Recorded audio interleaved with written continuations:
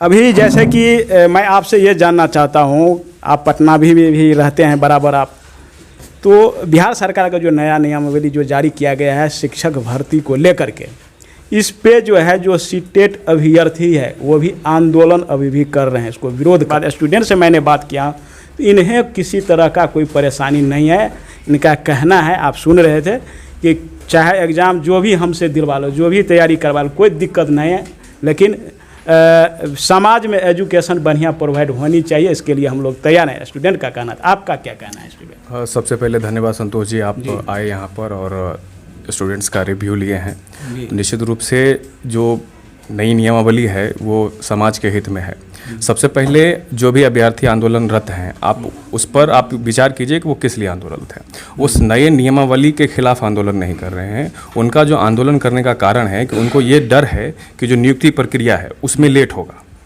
तो ये डर उनको सता रही है कि अब नया नियम बनेगा, आयोग का गठन होगा, सिलेबस आएगी, उसके बाद परीक्षा होगी, फिर उसके बाद नियुक्ति होगी। तो ये डर उनको सता रहा है। तो इसलिए आपके चैनल के माध्यम से मैं सरकार से निवेदन करूंगा कि जो भी कैलेंडर है, जो भी परीक्षा की और उसकी नियुक्ति प्रक्रिया कैलेंडर है, उसको जल्द जारी कर दें, ताकि साथ संतोषजनक जो भी छात्र हैं संतोषजनक रूप से और अपनी पढ़ाई पर ध्यान दें। अन्यथा उसमें क्या है कि जैसे अब स्टेट की परीक्षा आयोजित हुई थी, उसमें बहुत सारे विद्यार्थी पास होने के बाद नियुक्ति की राह देख रहे थे, लेकिन अब नए नियमावली के पास वो अब रहा नहीं। अब उसके बाद अब उनको ये डर सता रहा है। तो ये आंदोलन करने का कारण ये है, और उनका आंदोलन करना जायज़ भी है। इस पर सरकार को जो है सो एक्शन लेना चाहिए कि जल्दी से कैलेंडर जारी कर दे। और माननीय शिक्षा मंत्री जी का जो है सो एक स्टेटमेंट भी है जिसमें ये दावा कर रहे हैं कि हम जो है कैलेंडर जल्द ही जारी कर देंगे। तो कैलेंडर जारी हो जाने के बाद बहुत सारे जो छात्र हैं वो संतोषजनक रूप से तैयारी करने लगेंगे। जहाँ तक नए नियमावली का बात है, जो अगर आप मेरी ओपिनियन जानेंगे तो ये बहुत ही अच्छा है। और साथ ही साथ मैं आपके चैनल के माध्यम से पूरे समाज को एक जो है सुसंदेश देना चाहूँगा कि जो टीचर है, टीचर बनना कोई रोजगार देने का साधन नहीं है। बिल्कुल। टीचर बनना रोजगार देने का कोई साधन नहीं है, ये समाज को मजबूत करने का जरिया है। और समाज को मजबूत करने वाले लोग अगर कमज़ोर पड़ गए तो समझा हमारा समाज कमज़ोर होगा और इससे हमारा भविष्य खराब होगा। तो आप शिक्षक को रोजगार की तरफ नहीं लीजिए, शिक्षक को एक जिम्मेदारी की तरह लीजिए। अगर आप कमज़ोर पड़ गए तो आने वाली पीढ़ी जो है सो बहुत ज़्यादा कमज़ोर पड़ जाएगी। आप रोजगार की बात कर रहे हैं, लेकिन जो शिक्षक अभी हैं वो अपने पे आउट के लिए जो है धरना प्रदर्शन सरकार से हमेशा 7वां वेतन तो 8वां वेतन लागू करो, और पढ़ाई यहाँ पे होता ही नहीं। देखिए, इसमें आप इसको इस बात से नकार नहीं सकते हैं कि भ्रष्टाचार है, इसमें हमारे सिस्टम में भ्रष्टाचार है। अगर जैसे इसमें नई नियमावली है उसमें उनके लिए भी प्रबंध किया है सरकार ने। उनके लिए कहा कि अब जो परीक्षा आयोजित होगी उसमें आप परीक्षा दीजिए और वेतनमान पर आइए।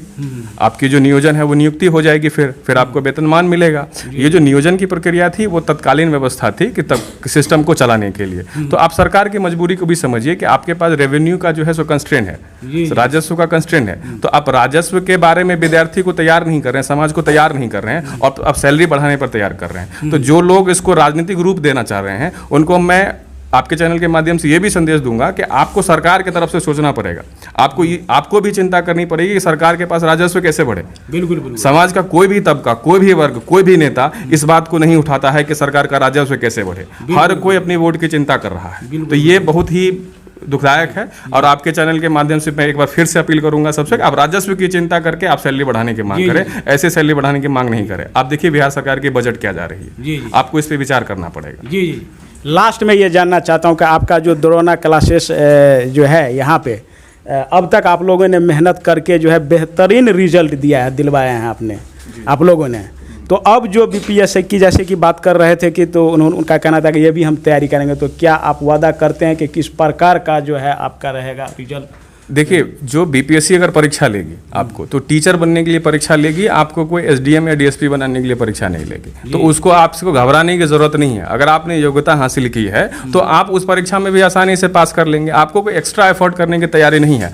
परीक्षा का जो पैटर्न होगा उसमें कुछ बदलाव होगा, तो वो उसकी जिम्मेदारी हमारी है।